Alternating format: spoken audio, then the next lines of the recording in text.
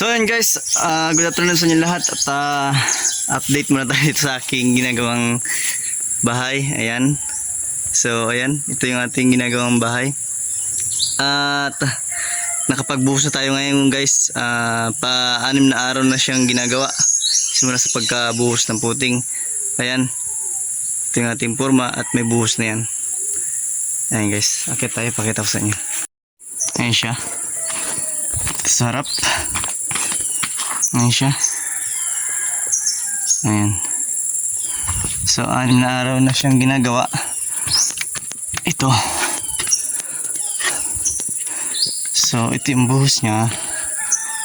Ayan, may buhos na yan. Ayan siya.